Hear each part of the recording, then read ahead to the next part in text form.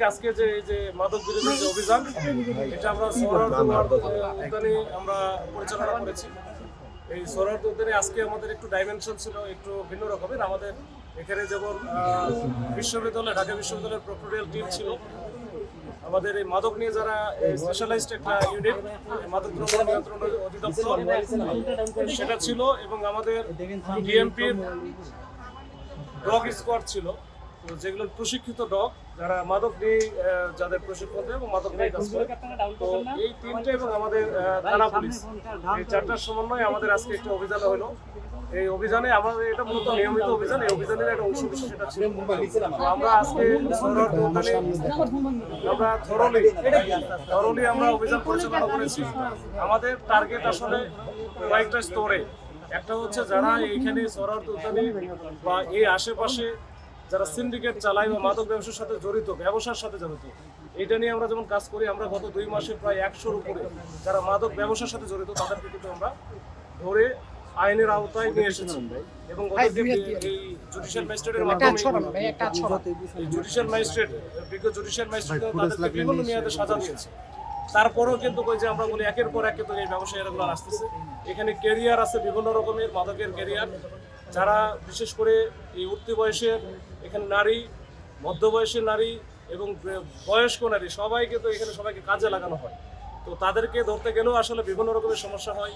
যেমন তারা হচ্ছে এটা খুব ডেসপারেট থাকে, আমরা যখন যাই তখন তারা বিভিন্ন ধরনের সিন ক্রিয়েট করে। তো অনেক সময় কাপড় টাপড় খুলে ফেলতে চায়, তারপরে চাকু নিয়ে নিজের বাচ্চার গলায় ধরে, এরকম বিভিন্ন রকমের সীমাবদ্ধতা আছে।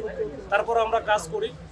আমরা আজকে এই অভিযানে মোটামুটি আমরা সবাইকে আসলে আমাদের টার্গেট ছিল না, একটা তো আমরা ব্যবসায়ী ধরি, ব্যবসায়ীতে আমরা কাজ চলতেছে এটা।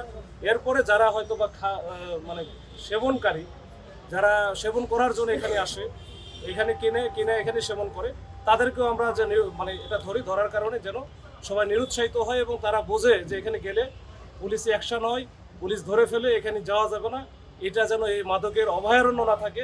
এটা আমাদের টার্গেট। একটা টার্গেট ব্যবসায়ী, আরেকটা হচ্ছে সেবনকারী, এবং মাঝখানে আছে ক্যারিয়ার। এই তিনটা নিয়ে আমরা কাজ করতেছি।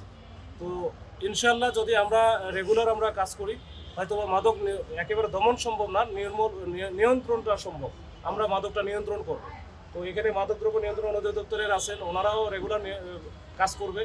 আমরা আছি, আমরা সবাই মিলে যদি একসাথে কাজ করি, আপনারা সাংবাদিক ভাইরা যারা আছেন, আপনারা কিন্তু এই ক্ষেত্রে অনেক বড় একটা ভূমিকা পালন করে যাচ্ছেন এবং করবেন বলে আমি আশা করি। আজকে কেমন উদ্ধার আর কতজনকে আটক করা হয়েছে? আজকে 10-15 জনের মতো আছে। এখনো ওই যে কিছু পার্টি এখনো আসে নাই, 10 থেকে 15 জনের মতো হবে। তো আটক যে খুব বেশি পরিমাণে কোয়ান্টিটি বেশি না, এটা হয়তো বা পুরিয়া আকারে হয়। ম্যাক্সিমামে দেখা গেলো যে যেগুলো ধরা হয়েছে আজকে, এরা মাদক সেবনের সাথে আবার কিছু আছে ক্যারিয়ার আছে।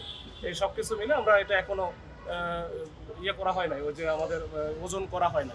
ওজন করলে পরে আমরা জানাই দেবো, এবং এগুলোর ম্যাক্সিমাম আমরা দিতে চাই যে ভ্রাম্যমাণ আদালতে আমরা এটা প্রসিকিউট করবো, এটা আগামীকালকে। আপনার এই কার্যক্রম অব্যাহত থাকবে কিনা? আমরা দেখি যারা মাদক গ্রহণ করে তাদেরকে আপনারা গ্রেফতার করেন। কিন্তু ওটাই বলছি যে যারা এইখানে মাদক ব্যবসার সাথে জড়িত, আমাদের মূল টার্গেটটা ওইখানে, এবং ইতিপূর্বে ধরেওছি।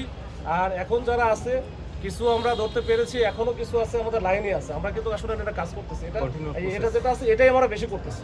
আর যেটা আজকে করলাম, কিছু আছে সচেতনতা বাড়ানোর জন্য, যেন যারা এই যে এই আপনাদের মাধ্যমে জানবে, যারা বাইরে থেকে আসে বা বিভিন্ন জায়গা থেকে আসে, তারা যেন এটা আসার সাহস না পায়, বা এখানে আসতে যেন অন্তত 10-12 চিন্তা করে যে ওখানে গেলে আমি যে কোনো সময় ধরা খেয়ে দেবো।